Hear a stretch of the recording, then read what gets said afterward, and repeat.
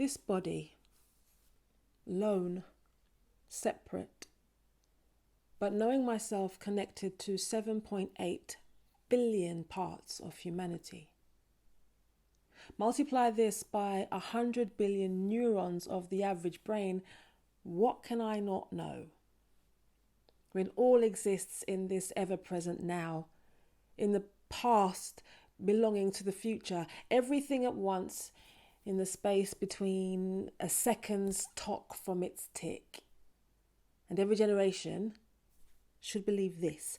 Self-belief releases the future from between the pages, scripted and well thumbed by scholars deemed this empire's prime sages, men who squander the wealth of our home, hound the underclass and swear their civilization of wizards and patriarchs brought all technology.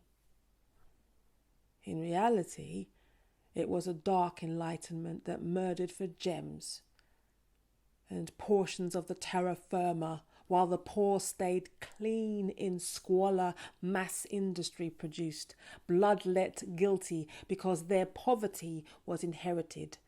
And that story just goes on. But my eyes record and decipher the beauty and the horror of this frail existence, wrapped in the weight of flesh. I cite the codes that bar the mind, intoxicate it with shopping aisles of stuff we equate as making or breaking the very makeup of us, as if in our naked vulnerability we are not enough. This is the heist of the century. A deception of moonlight's shadows sent to scare us to be tough, to bury our authentic selves, blind to trust, as if love is a fathomless trough from which we bottom feed disappointed, told lies of how some are appointed more equal inside the matrix. So when we buy and consume by the light of a lunatic, while lunatics feed the bellies of their insatiable pride, we push on in the half-light of brand headlights, our bodies, vehicles of source energy, spellbound within the limits of toys made for adults and jails for the imagination of children. I am not considered one of the chosen ones. I am thrown scraps of aid, TED Talks made of my need, my father's father's father born in the derelict wake of greed.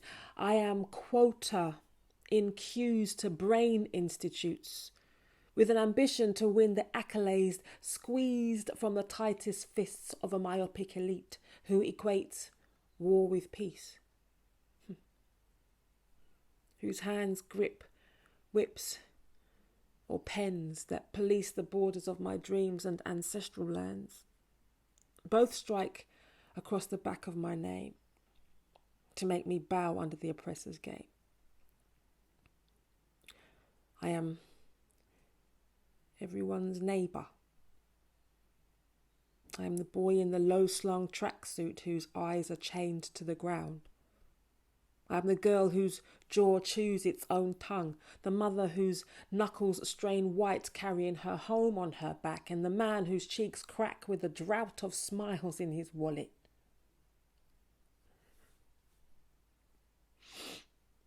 I am a refugee. I am asylum seeker. I'm fast food worker, sex worker, shelf packer, Uber driver, nurse, child carer, artist, social worker, lorry driver. I'm the one who carries the deceased to the morgue. And the birthing doula who champions life into this world. I am also home to handheld devices ignited by chips gouged violently by the poorest hands from the earth. I am poverty's complex complicity. And I know this vile riddle has to end. It has an end. This I am is the science of effect relative to cause. There must be a cause ultimate. If this is so, then I sign up to her school and I feel my connection to the centre of the earth's labyrinth before colonisers quested to make her their bitch. Well, she will not stand for this. She made us in her image. She is no slave. She is tyranny. And home. My ear to her ground.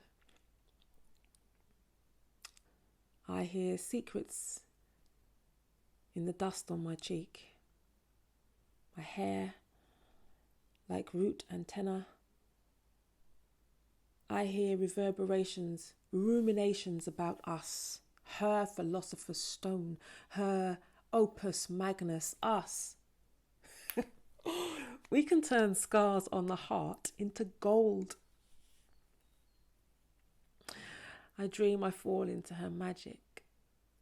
I feel the milk of her finest silk silt on my skin, dream of returning to water, each drop with genius within. I melt into mineral, iron fleck and porcelain clay. I am saltpeter, the spark catcher, the seed vessel of the flame. I, human, pull the edges of despair together and I find tin cans, a bicycle wheel, plastic sheeting, water bottles, bra underwire, parcel string. I dream of planting spinning flowers to capture the wind.